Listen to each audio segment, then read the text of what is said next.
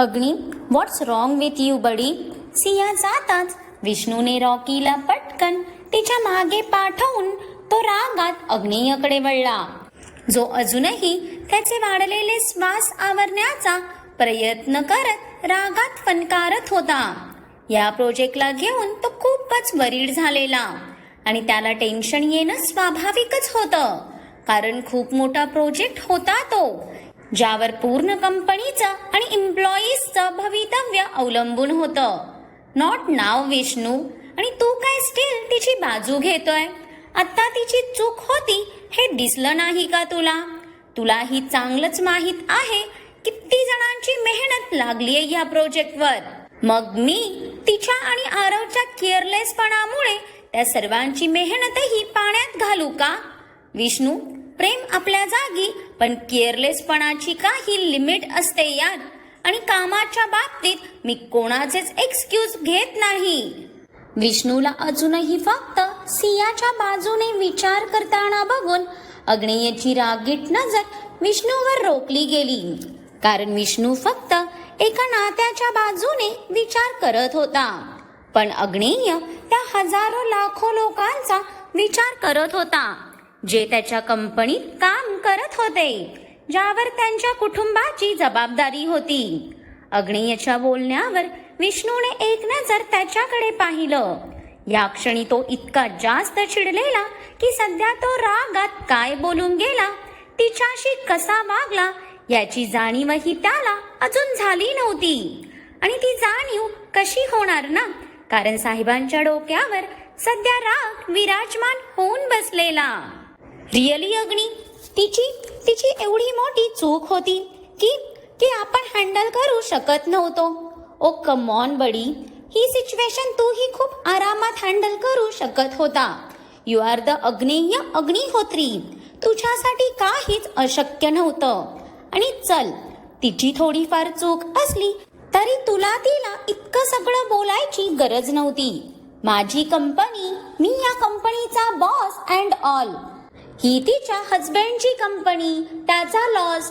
Means seriously Agni, हे असे टोचणारे शब्द तू तुझ्या प्रिन्सेसला बोललास यावर माझा विश्वासच बसत नाही आहे. अरे ती नव्हती आली तुझ्याकडे हे लक्षात ठेव. तू गेलेलास तिच्या जवळ. तू तिला माहीतही नसताना तुझी वाईफ बनवलेलास. मग तिचा हजबंड एका कंपनीचा ओनर आहे यात तिची काय चूक? सोड, सध्या तुझ्याशी बोलण्यात काहीच यूज नाही आहे, कारण आज तू तुझ्या रागावर तुझ्या इगोला आणून ठेवलंस. मी जातो मिस्टर जॉन्सनच्या मीटिंगला अँड डोंट वरी, मी सगळं हँडल करेन. विष्णू ही अग्नेयवर तणतणत तिथून निघून गेला. तसा तो मिस्टर जॉन्सनची मीटिंग हँडल करतोय बघून अग्नेय काहीसा शांत झाला, पण अजूनही त्याचं डोकं भडकलंच होतं. म्हणून त्याने झाल्या प्रकाराचा जास्त विचार न करता स्वतःला कामात झोकून दिलं. सध्या त्याला आरव आणि सिया कोणाचाच विचार करायचा नव्हता, कारण त्यांचा विचार केल्यावर सध्या तरी त्याच्या रागाचे वाढण्याचे चान्सेस जास्त होते. तिथून अवघ्या 1-1.5 तासाने परत अग्नेयच्या फोनवर मिस्टर जॉन्सनचा कॉल आला. ओ गॉड, आता या विष्णूनेही काही गडबड घातली का? सगळे युजलेस मलाच भेटलेत वाटतं. अग्नीने घाईतच फोन उचलला, पण ह्यावेळी जॉन्सनचं बोलणं ऐकून अग्नेयच्या चेहऱ्यावरचे एक्सप्रेशन झरझर बदलले. जाणा, आणि त्याच्या तोंडून आत्ता कुठे जाऊन त्याच्या प्रिन्सेसचं नाव निघालं. मगाशी रागात तर साहेब तिला सिया बोलून गेलेले. ती मीटिंगला गेलेली ऐकून अग्नेयला तर त्याच्या कानावर विश्वासच बसत नव्हता. त्यात तिने तिकडे इतकं छान हँडल केलेलं की मिस्टर जॉन्सन तर खुशच झाले होते. त्यांच्या तोंडून तिची तारीफ ऐकून अग्नेयला तर त्याच्या प्रिन्सेसवर किती तो अभिमान वाटला. छाती तर गर्वाने टम्म फुगून आली. त्याने जॉन्सन सोबतचा फोन आटोपता घेत पटकन त्याच्या जाणाला कॉल लावला, पण तिचा फोन स्विच ऑफ येताना बघून अग्नेयने आत्ता मात्र त्याचे डोळे रागाने बंद केले. हिने हिने फोन का ऑफ केलाय? तो वैतागत विचार करतच होता की आता कुठे जाऊन त्याची ट्यूब पेटली. मगाशी रागात तो तिला खूप काही बोलून गेलेला आठवताच त्याची हाताची मूठ घट्ट आवळली जाऊन त्याने डोळे आणखीनच आत ओढून घेतले. आज रागात त्याने त्याची मर्यादा लांघली याची आत्ता कुठे जाऊन त्याला अनुभूती आली. अग्नी, ह्यावेळी तू खरंच खूप हर्ट केलंस तिला. भले तू या कंपनीचा ओनर असलास तरी ती तुझी ओनर आहे हे कसं विसरला ना तू? तिचंच तर राज्य आहे तुझ्या आयुष्यावर आणि आज तिलाच इतकं सगळं बोलून तू रिकामा झालास. अग्नेय त्याच्या कपाळावर बोट घासत स्वतःला दुष्णे लावतच होता की इतक्या डोअर नॉक करून रॉकी आत आला. पुढच्या अर्ध्या तासात तुमची एका फॉरेन क्लायंट सोबत मीटिंग आहे. रॉकीचा गंभीर आवाज कानावर पडताच अग्नेयने नजर उचलून त्याच्याकडे पाहिलं. रॉकी, प्रिन्सेस कुठे आहे? जॉन्सन सोबत मीटिंग करून ती परत ऑफिसला आली असेल अशी वेडी आशा वाटली त्याला. पण खरंच ती आता त्याच्या कंपनीत पुन्हा येणार होती का? आपण तिच्याशी कसं वागलो आठवून अग्नेयच्या हृदयाला नुसते पिळे पडत होते. त्याचा आवाजही पुरता उतरला होता. बॉस, सिया बेबीने स्वतःसोबत आरोबाबांचं सगळं पेंडिंग वर्क पूर्ण करून त्या इथे हेच सांगायला आलेल्या की मिस्टर जॉन्सन सोबतची मीटिंगही त्या हँडल करतील म्हणून. पण तुम्ही त्यांना बोलायलाही चान्स दिला नाही. रॉकीने आज पहिल्यांदा अग्नेय समोर बोलायची हिम्मत केलेली. भले त्याची मान पार जमिनीला टेकलेली पण घाबरत का असेना तो सर्व बोलून गेलेला. शेवटी तो सियाचा चिकू दादा होता. असं कसं आपल्या बहिणीला एकटं सोडणार होता ना तो. पण आता त्याचं ऐकून इथे अग्नेय स्टीफच झाला. ती स्वतःसोबत आरवचंही काम करून गेलेली बघून आता मात्र अग्नेयच्या हृदयात तीव्र कळ गेल्यासारखी वाटली त्याला. म्हणजे तिने आज तिच्या कामासोबत आरवचंही काम पूर्ण केलं. त्यानंतर ती मीटिंगलाही गेली. किती थकला असेल ते लेकरू. त्यात आपण तिच्यावर इतकं रागवलो, तिला काही बाही बोललो. ती तर आपल्याशी बोलायला आलेली पण आपण तिचं ऐकूनही न घेता तिला इतकं काही सुनावलं ते आठवून आता अग्नेयचा श्वास वेदनेने गुदमरून आला. आपण किती मोठी चूक केली याची जाणीव झाल्यावर आता तिथे थांबणं त्याला शक्यच नव्हतं. रॉकी, गाडी काढ, आपण मेन्शनवर चाललोय. अग्नेयने घाईत उठत पटकन त्याचं ब्लेझर हातावर टाकलं. पण बॉस, तुमची मीटिंग? रॉकी त्याला असं गडबडीत निघताना बघून काही बोलायला जाणार तोच अग्नेयची रागीट नजर त्याच्यावर पडली आणि इथे रॉकी घाबरून त्याच्या आधीच बाहेर पळाला. इथे त्याची त्याच्या जाणासोबतची पर्सनल मीटिंग कॅन्सल होण्याच्या मार्गावर आहे. तिथे या माणसाला बाकी मीटिंगचं पडलंय. भाई मान्य, चुकला तो, पण आता काही जीव घेणार का त्याचा? अग्नेय जसा मेन्शन मध्ये आला त्याला तिथलं वातावरण अगदीच वेगळं जाणवलं. जिथे मेन्शन मध्ये नेहमी या टाइमला गोंधळ असायचा तिथे आज इतकी भयान शांतता बघून त्याला क्षणभर खटकलं. तो आलेला बघून एक स्टाफने पळतच येऊन त्याचा ब्लेझर घेतला. What happened? अग्नेयचा आवाज आता पुरता गंभीर झालेला पण त्याची तीक्ष्ण नजर एका घारीसारखी पूर्ण मेन्शनवर फिरत होती. जणू तो नजरेनेच परिस्थितीचा अंदाजा लावत असावा. ते आरोबाबांची तब्येत बरी नाही म्हणून डॉक्टर आले आहेत. त्या स्टाफचं ऐकायला उशीर की ते अग्नेयचे डोळे वटारले ना. व्हॉट? अग्नेय इतक्या काय जोरात रिॲक्ट झाला की तो स्टाफही घाबरून मागे अडखळला. पण त्याला गोंजारायला हा रावण तिथे थांबणार होता का? त्याच्या आरूला बरं नाही ऐकूनच तो पळतच आरवच्या रूमकडे निघाला. म्हणजे सिया खरंच सांगत होती बघून आता त्यालाच स्वतःचा भयंकर राग आला. त्याच्यावरून तो तिला किती काय बोलला होता. तो त्याच्या रूममध्ये आला तर आजी आजोबा, त्याची मॉम, नित्या आणि त्याची प्रिन्सेसही तिथेच होते. आरव बेडवर शांत झोपला होता तर डॉक्टर त्याला चेक करत होते. या क्षणी पहिल्यांदा असं झालेलं की आरवला असं बघून सर्वांचे चेहरे गंभीर झालेले.